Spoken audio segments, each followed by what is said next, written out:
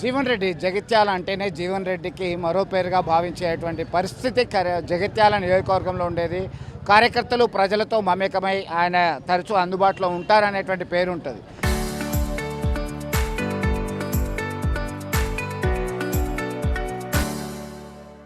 ప్రస్తుతం జీవన్ రెడ్డి నివాసం దగ్గర ఉన్నాము. ఇటీవల కాలంలో వేగంగా పరిణామాలన్నీ చోటు చేసుకున్నాయి.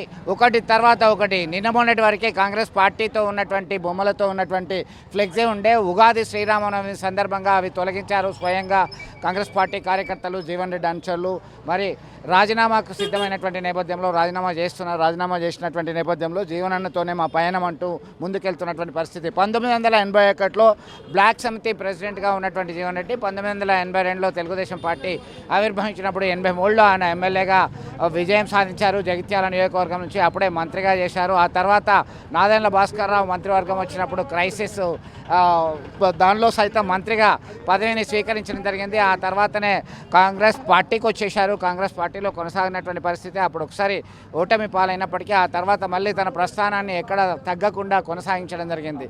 సుదీర్ఘ రాజకీయ అనుభవం ఉన్నటువంటి వ్యక్తి కేవలం సెల్ఫ్ రెస్పెక్ట్ లేదు అనేటువంటి కోణంలో భావించినటువంటి పరిస్థితిలో ఒక్కసారిగా కోలాహలం నెలకొంది. ఇటు జగిత్యాల, చొప్పదండి, ధర్మపురి, కొరుట్ల, వేములవాడ నియోజకవర్గాల నుంచి, ఉమ్మడి కరీంనగర్ జిల్లా నుంచి తరలి వచ్చారు కార్యకర్తలు, ప్రజలు, అభిమానులు అందరూ వచ్చారు. ఒకరి అభిప్రాయం తీసుకుందాము. మీ పేరేంటి, ఎక్కడి నుంచి వచ్చారు? నా పేరు గంగాధర్, మాది జగిత్యాల రూరల్ మండల్ కల్లెడ విలేజ్. నేను గత 20 సంవత్సరాల నుంచి జీవనన్న గారి వెంటనే నడుస్తున్నాను. గత 10 సంవత్సరాలు ప్రతిపక్షాల పాత్ర పోషించామండి. మళ్ళీ మా ప్రభుత్వం వచ్చిందన్న సంతోషం లేకుండా మళ్ళీ మేము ప్రతిపక్ష పాత్ర పోషించవలసి వస్తుంది. మాది మార్కెట్ కమిటీలో మా పేరు రాశాడండి మా జీవనన్న గారు. 2 ఇయర్స్ అవుతుందండి. సంజయ్ కుమార్ వచ్చి మాకు అడ్డం అన్నాడు. ఒకటి చెప్పండి, జీవన్ రెడ్డి తన కార్యకర్తలకి, అనుచరులకి న్యాయం చేయాలని పదవులు కట్టబెట్టడానికి సిఫార్సు చేస్తే ఎవరు పట్టించుకోలేదు. 100% సార్, 100%. మా సారు ఎప్పటి కూడా తనకు పదవి కావాలనిలే. నా కార్యకర్తలు, నా అభిమానులు, నా కుటుంబ సభ్యులుగా భావించిండు మా సార్. ఎప్పటికైనా సార్కు పదవి కావాలని ఏ రోజు కూడా ఆశించలేదు సార్. ఉదాహరణకు నేనే ఉన్నా సార్, నాది మార్కెట్ కమిటీలో పేరు రాసిండు సార్. 2 ఇయర్స్ అవుతుండే సార్. మాది, నా పేరు గంగాధర్ సార్, జైత్యాల rural mandal Kalleda village sir నాది. గత 10 సంవత్సరమే ప్రతిపక్ష పాత్ర పోషించినాం, ప్రతిపక్షంలో ఉన్నాం. ఈ మా సారు అదృష్టం కమ్మయి ఓడిపోయింది కావచ్చు, ప్రభుత్వం అయితే వచ్చింది సార్. ఆ సంతోషం లేకుండా అయిపోయింది మాకు. అప్పుడు వారితోనే కొట్లాడినాం మేము, ఇప్పుడు మళ్ళీ కొట్లాడనే. ఇప్పుడు మీ పయనం వారితోనే ఉంటుంది 100% సార్. మా జీవితమే అతనికి అంకితం, మా ప్రయాణమే జీవనన్నతో. మీరు చెప్పండి, మీరు ఎక్కడి నుంచి వచ్చారు, మీ పేరేంటి? జగిత్యాల రూరల్ మండల్ సోమన్పల్లి అది. నేను 1994 9వ తరగతి చదువుతున్నప్పటికెళ్ళి సార్ అభిమాని.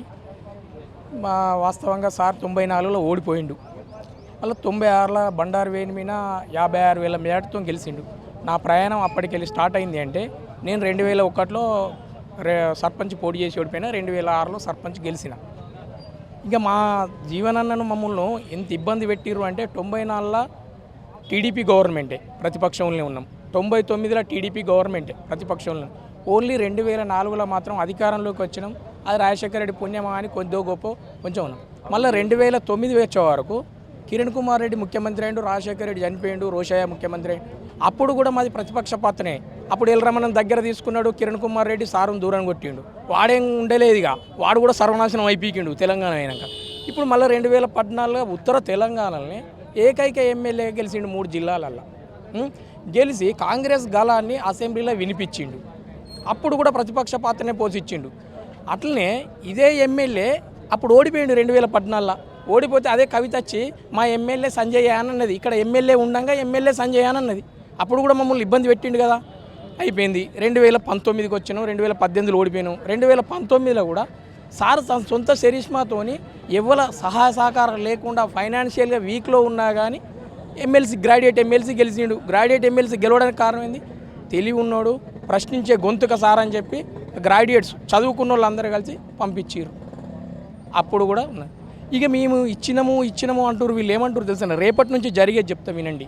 సారీ వీళ్ళు రాజీనామా చేస్తే ఈ పార్టీ ఏం తక్కువ చేసింది, కాంగ్రెస్ పార్టీ ఏం తక్కువ చేసిందని రేపు మహేష్ కుమార్ గౌడ్ అంటాడు, నిన్ను నచ్చిపోయిండు రేపు అంటాడు, రేవంత్ రెడ్డి అంటాడు. వీళ్ళందరూ భిక్షం వేయలే మాకు.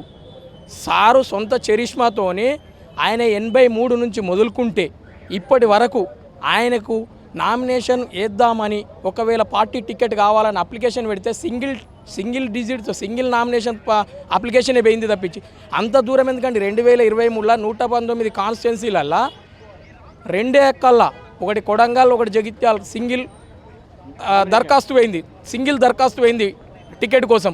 ఇంకా మేమిచ్చినాం అంటుర్రు. కాంగ్రెస్ వాళ్ళు మొత్తం మంది భయపడ్డారు కేసీఆర్ మీద పోటీ చేయడానికి. నేను ఓడిపోయినా మంచిదే, ధైర్యంగా కాంగ్రెస్ పార్టీ నిలబెడతా అని చెప్పి ధైర్యంగా నిలుచుకున్నాడు. 15 సార్లు టికెట్ ఇచ్చినామంటారు. 15 సార్లు ఇక్కడ టికెట్ ఇచ్చేటోడు టికెట్ తీసుకునేటోడు దిక్కు లేకపోతే ఇచ్చిర్రు. మేము ఇచ్చినామని వాళ్ళు ఇయ్యలటి నుంచి అదే పని. మేము ఎంతో సేవ చేసినాం జీవన్ రెడ్డి గారికి. ఇవి రేవంత్ రెడ్డికి పట్టే గతి సేమ్ చెప్తున్నా. కిరణ్ కుమార్ రెడ్డి ఏ విధంగా పేరుకు లేకుండా వేయండో మా దగ్గరికి నేను చెప్తున్నాను. మా రాహుల్ గాంధీ ఏదో కౌలుకు తీసుకొస్తే పట్టాదారులను కబ్జా పెట్టిండు, పట్టాదారులను అందరిని వెళ్ళగొడుతుండు. తొక్కుకుంటూ నల్లమల నుంచి వచ్చిన అంటుండు కదా. ఇప్పుడు జగిత్యాల నుంచి తొక్కుడు స్టార్ట్ అవుతుంది రేవంత్ రెడ్డికి. అది గుర్తుంచుకోమని చెప్పుండ్రి. ఇప్పటికైనా మేము మా జీవనన్నతోనే మా పయనం. మొత్తం మీద 1981 నుంచి మొదలైనటువంటి ప్రస్థానంలో అనేక ఆటుపోట్లు ఎదుర్కొన్నారు. సొంత చరిస్మాతోనే పదవులు వచ్చాయి. కేవలం కొడంగల్ రేవంత్ రెడ్డి నియోజకవర్గం, జగిత్యాల నియోజకవర్గం నుంచి సింగిల్ దరఖాస్తు వచ్చింది ఎమ్మెల్యే పదవి కొరకి తప్ప వాళ్ళు ఇచ్చిన దయాదాక్షిణ్యాల మీద మేము ఆధారపడలేదు అని స్పష్టం చేస్తున్నారు. ఆగ్రహావేశాలు వ్యక్తం చేస్తున్నారు. ప్రస్తుతం అదంతా కూడా కోలాహలం అయితే చూస్తున్నాం. ఆ ఫ్లెక్సీలు కూడా తెలంగాణ రాష్ట్ర ప్రధానానికి ఉగాది శ్రీరామనవమి అనేటువంటి ధోరణితో ఏర్పాటు చేసినటువంటి ఫ్లెక్సీలు కూడా ఆకట్టుకున్నాయి. మొత్తం మీద ఇప్పటి నుంచి పయనం స్టార్ట్ అయింది, రేవంత్ పతనం స్టార్ట్ అయింది అని ఆగ్రహంగా ఊగిపోతున్నారు కార్యకర్తలు, నేతలు. మా పయనం అంతా కూడా జీవనన్న అడుగుజాడల్లోనే ఉంటామని చెప్పేసి అభిప్రాయం ఖచ్చితంగా చెప్తున్నటువంటి పరిస్థితి అయితే గమనిస్తున్నాం. ఇదంతా కూడా చాలా కోలాహలంగా సందడిగా ఉన్నటువంటి పరిస్థితి. ఎప్పుడెప్పుడు రిజైన్ చేసిన తర్వాత ఆయన రాజకీయ భవిష్యత్ కార్యాచరణ ఏ విధంగా ఉంటుంది అని చెప్పేసి ఆలోచనలో అందరూ ఉన్నప్పటికీ ఇప్పటికే ఒక నిర్ణయం తీసేసుకున్నారు, ఖరారు అయిపోయింది. దీనిలో భాగంగానే ఆయన అడుగులు ఎటు ఉంటే అటే మేము వెళ్తాము, ఇప్పటి వరకు పడ్డ ఇబ్బందులు చాలు అనేటువంటి ధోరణితో కార్యకర్తలు, నేతలు ఒక స్పష్టమైన వైఖరితో ఉన్నటువంటి పరిస్థితి మనం గమనించవచ్చు. వీడియో జర్నలిస్ట్ సుమంత్తో కలిసి చంద్రశేఖర్, RTV, జగిత్యాల నుంచి.